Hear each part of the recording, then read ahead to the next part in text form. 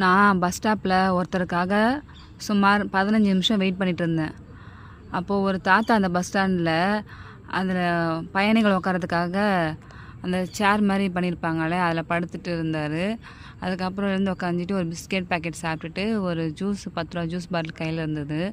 அதை குடிச்சிட்டு அங்கே ஸ்கூல் பக்கத்துலேயே அது ஸ்கூலு போகிற வரவங்க எல்லாருக்கிட்டேயும் 5 ரூபா தாங்க 5 ரூபா தாங்க 5 ரூபா தாங்கன்னு தான் கேட்டார். ஆனால் நான் அங்கே கிட்டத்தட்ட 15 நிமிஷம் வெயிட் பண்ணேன். ஒரு ஆள் கூட அந்த தாத்தா கிட்டே போய் 5 ரூபா கொடுக்கவே இல்லை. நான் வெயிட் பண்ண அந்த ஆள் வந்துட்டாங்கன்னுட்டு என்னோடய ஒர்க் பார்க்க போயிட்டேன். என் ஒர்க்கை முடிச்சுட்டு நான் வரும்போது அந்த தாத்தா கிட்டே வெறும் 100 ரூபா மட்டும் கொடுத்துட்டு வந்தேன்.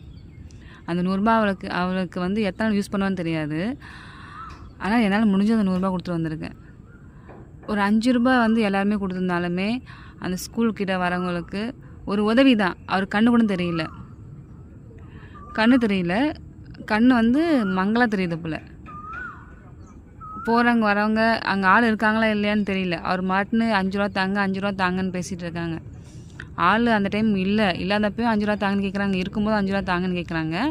ஆனால் ஒரு ஆள் கூட போயிட்டு இந்தாங்கன்னு வச்சுக்கோங்கன்ட்டு கொடுக்கல. 5 ரூபா கொடுக்கறதுனால நீங்கள் எந்த சொத்தை இழந்துடுவீங்கன்னு தெரியல. இந்தளவுக்கு மனசாட்சி இல்லாமல் மனித தன்மை இல்லாமல் எப்படி தான் மக்கள் இருக்காங்கன்னு தெரியல. நான் இருந்த அந்த தாத்தாக்கிட்ட பேசிட்டு வந்திருப்பேன். என்னோடய பாப்பாவை ஸ்கூல் கூட்டிகிட்டு வரணும், பிக்கப்புக்கு டைம் ஆயிடுச்சுனால நான் 100 ரூபா மட்டும் கொடுத்துட்டு போயிட்டு வரேன் தாத்தான்னு சொல்லிட்டு வந்துட்டேன் நான். ஸோ உங்களால் முடிஞ்சதை வெறும் 5 ரூபா 10 ரூபா அந்த ஸ்கூலில் கிட்டத்தட்ட பார்த்திங்கன்னா எப்படியும் ஒரு 100 பேரண்ட் உள்ளே போயிட்டு வெளியே வந்திருப்பாங்க.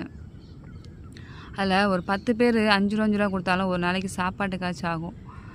கண்ணு தெரியல, வயசாயிடுச்சு, இதுக்கு மேலே அவர் எப்படி உழைச்சி தின்ன முடியும் சொல்லுங்கள்? ஒரு சின்ன மனிதாபிமான அடிப்படையில் ஒரு 5 ரூபா கொடுத்தா போகணும்.